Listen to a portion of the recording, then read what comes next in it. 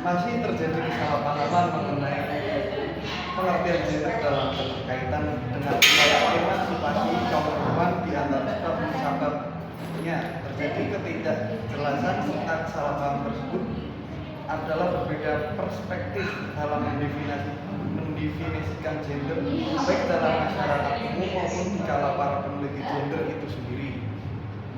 Ketidakjelasan mengenai pengertian gender dalam konteks emansipasi perempuan dapat muncul karena setiap individu atau kelompok memiliki pandangan yang berbeda terkait definisi gender.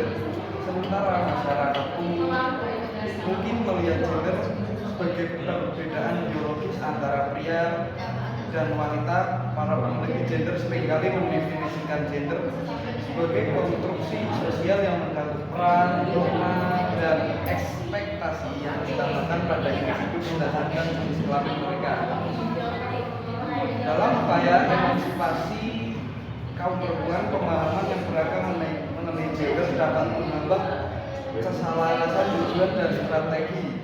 Oleh karena itu, diperlukan dialog dan pendekatan yang inklusif untuk mencapai pemahaman bersama mengenai gender dan memperkuat peran perempuan dalam masyarakat.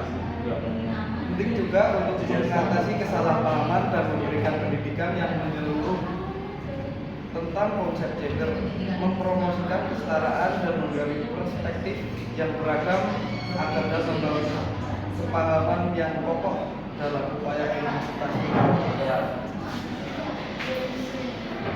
Pria dan wanita sama-sama manusia. Waktu camping, Salman masak. Sama sebagian siswa, Salman dianggap mengambil kerjaan perempuan. Lain halnya dengan Silmi. Ia angkut-angkut barang dan mendirikan tenda.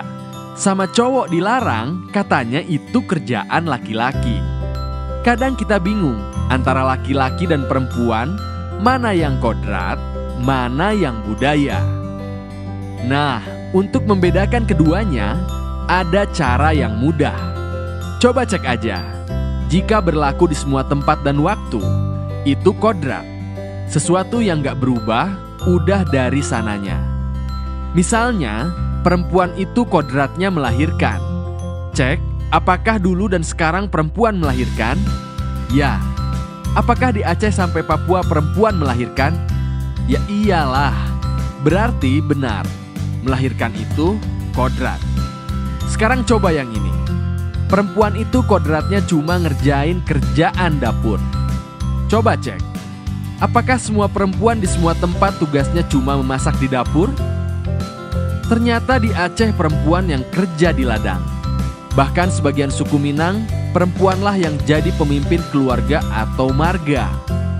Sekarang cek lagi. Apakah sejak dulu perempuan cuma kerja dapur? Dulu ada juga ratu-ratu yang memimpin, seperti Ratu Elizabeth di Inggris atau Sid Al-Mulk di Mesir. Ada juga perempuan yang bertempur di medan perang seperti Cut Nyak Dien. Jadi itu bukan kodrat, tapi budaya. Yang namanya budaya, beda tempat bisa beda budaya. Beda waktu, bisa berubah pula budayanya. Karena kesalahan kita tentang kodrat dan budaya, sebagian kita suka terjebak sikap berikut. 1. Melecehkan atau menganggap rendah. Zaman dulu ada yang menganggap perempuan itu objek, bahkan barang yang bisa diwariskan. Zaman sekarang tindakan melecehkan bisa beragam, dari mulai bersuit-suit menggoda sampai tindakan asusila. Pornografi termasuk tindakan pelecehan, karena menganggap perempuan sebagai objek aja. Menolak pornografi berarti kita menghormati semua perempuan termasuk ibu, saudari, bahkan pasanganmu. 2. Diskriminasi. Membeda-bedakan. Dulu perempuan gak boleh sekolah. Tugasnya cuma di rumah. Padahal perempuan ketika menjadi ibu, dia jadi sekolah pertama bagi anaknya. Gak adil juga kalau perempuan gak boleh pinter atau berpendidikan. 3. Intimidasi, alias mengancam dan menindas.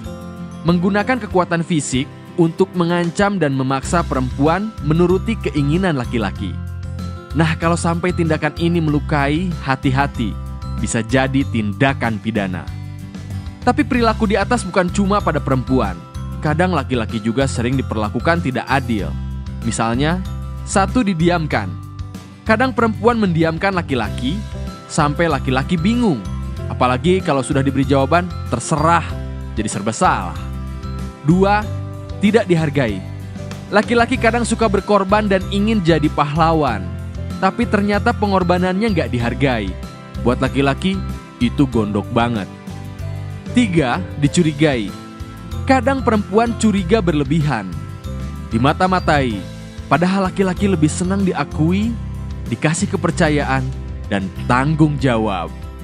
Tapi 3 hal di atas itu bisa juga terjadi sebaliknya oleh laki-laki pada perempuan.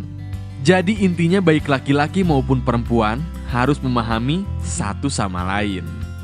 Cari tahu bagaimana laki-laki dan perempuan merasa dihargai, lalu lakukan. Cari tahu juga bagaimana mereka merasa disakiti. Jangan lakukan itu, simpel aja. Pahami, memang ada perbedaan laki-laki dan perempuan secara biologis dan hormon yang mungkin memengaruhi emosi. Memang beda, tapi jangan dibeda-bedakan. Laki-laki dan perempuan adalah sama-sama manusia yang senang dihargai, yang saling melengkapi.